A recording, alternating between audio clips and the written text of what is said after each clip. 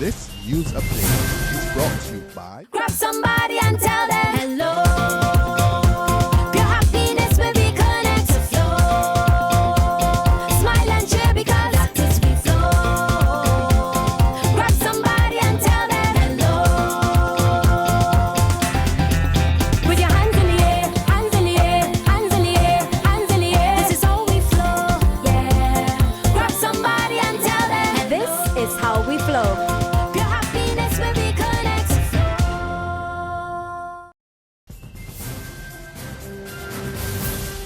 It's Thursday, July the 23rd, 2015, and this is your Barbados Today morning news update. I'm Emmanuel Joseph. Thanks for joining us. We begin with a tongue lashing from the Minister of Labour, Dr. Esther Bayer. Dr. Bayer is accusing the National Union of Public Workers of acting in bad faith and of treating her office with scant respect during the ongoing industry relations impasse at the Barbados Investment and Development Corporation. Speaking in the upper house yesterday during debate on a resolution to raise the profile of the anniversary date of the start of the 1937 disturbances, Minister Bayer further accused one NUPW official of saying, and we quote, "I will speak to the Prime Minister only after my demand is met, or I will meet with the Minister," unquote. However, she said the unnamed NUPW official never actually wrote her or called her or even sent her a WhatsApp message, but was telling the media, "I will meet with the minister," and that my office contacted them about having a meeting when no such communication went out. She further complained of a lack of respect for the process by the union. Dr. Bayer said the media is trying to pit her against the union after negotiations between the two parties broke down, resulting in industrial action. Meanwhile, former General Secretary of the Barbados Workers' Union, Sir Roy Trotman, who spoke during the same Senate debate, has accused the private sector of playing both sides in the ongoing dispute between government and the island's two main trade unions. While stating that he felt there was no malice on either side, the trade union leader said that the private sector was choosing to support either party only when it benefited them. His comments have come following the several disputes in recent times between the government, the National Union of Public Workers, and the Barbados Workers' Union. He also argued that the same people who were making claims to being spokespersons for the employers in the private sector were the same people who had been disrespecting the social partnership for the last 4.5 years. He maintained that the private sector was using both government and the trade unions for financial gain. Here's a heartbreaking story. When Katrina Douglas of Dash Valley, St. George went to bed Tuesday night, she would have been dreaming of a long, productive, and successful life for her 4-month-old baby girl, Kachia. Douglas woke up to her worst nightmare yesterday morning. Her baby was still lying lifeless in bed. Believing she was still dreaming, the hysterical mother picked up the child and tried shaking life back into the last of her 5 children. The 31-year-old distraught mother told Barbados Today that she woke up at around 6 a.m. and immediately checked on Kashia, a routine she has followed since the child was born. Instead of being greeted by an innocent face full of life, she discovered the baby lying still and not breathing. She was dead. And this is another story of a loved one who still grapples with the tragic loss of one they held so dear. If Tiffany Hunt could somehow turn back the hands of time, she would have called her boyfriend Sean Jordan on the night of June 5th and advised him against going out that fateful night. For the grieving Vineyard St. Philip resident, that is unfortunately an impossibility, as she struggles to come to terms with the reality that her friend of more than 16 years and boyfriend of 5 years was murdered in the wee hours of June the 6th. In an interview with Barbados Today, the 27-year-old mother of a 4-year-old son with Jordan said, although she was happy someone was arrested and charged for the murder, she was yet to accept that her baby's father was gone.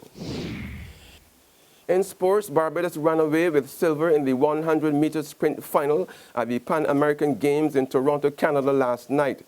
Starting well in lane 6, the Bajan Ramon Gittins crossed the finish line a mere 0.2 seconds behind the winner Andre DeGrasse of Canada, who clocked 10.05 seconds. Anton Adams of St. Kitts and Nevis came third in 10.09 seconds.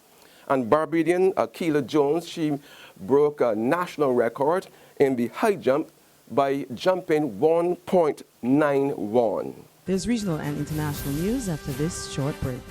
Our valued partners for the BT Cropover Superstar Competition: Flow, Banks, the Barbados Tourism Marketing Inc., Izumi Media, and Liberty Store.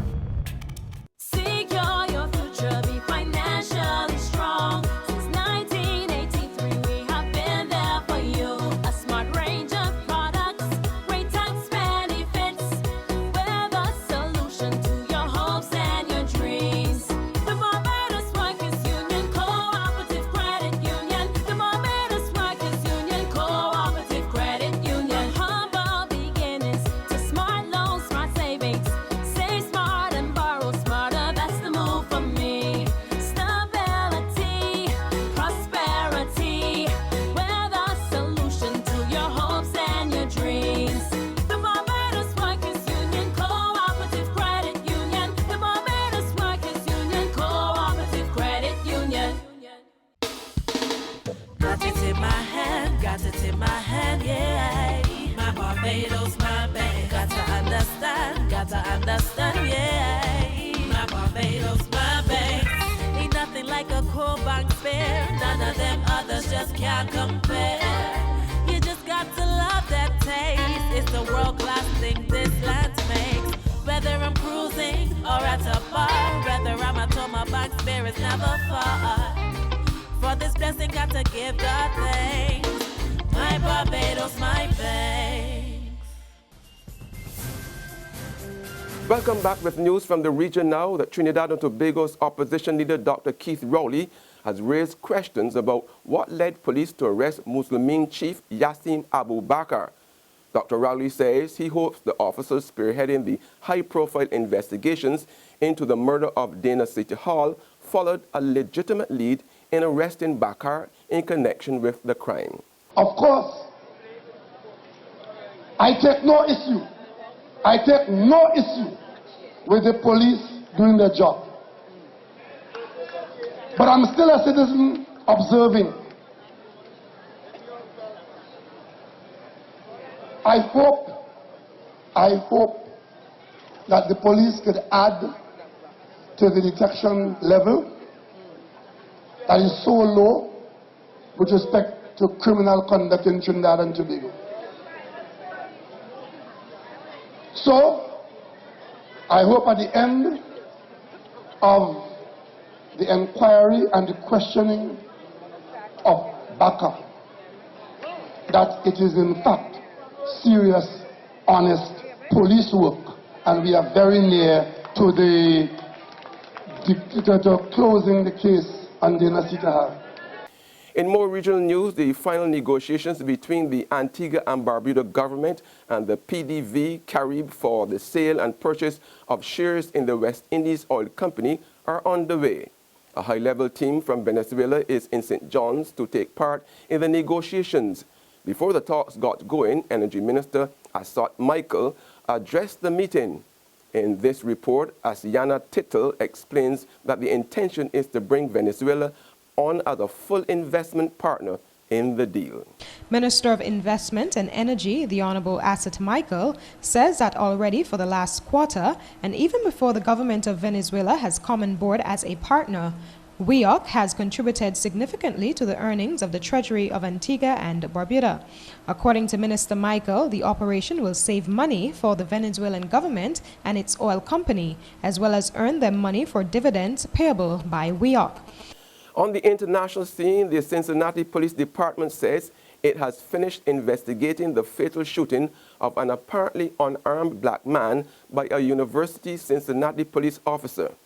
Cincinnati police say the 43-year-old officer, Ray Tenzing, fatally shot Samuel DuBois on Sunday after a struggle at a traffic stop over a missing license plate. Lawmen said DuBois was driving away when Tenzing shot him in the head. Investigators will present the evidence to Hamilton County Prosecutor Joe Dieters, who will decide if any criminal charges are warranted. It's not known when Dieters will make a decision. Samuel DuBose was shot in the head Sunday after being pulled over for a missing license plate. Officials say DuBose, a 43-year-old father of 13, he handed an unopened bottle of alcohol to Officer Ray Tensing instead of his license. That's when things escalated, Tensing eventually shooting DuBose in the head, killing him. Activists demanding video of the incident be released. We believe that the killing of Samuel DuBose by the police officer was completely unwarranted.